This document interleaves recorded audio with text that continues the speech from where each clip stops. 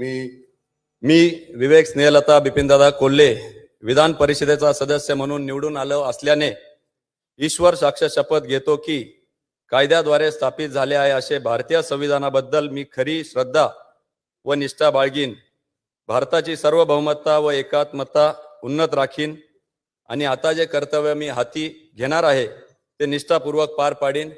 Jai Hind, Jai Maharashtra.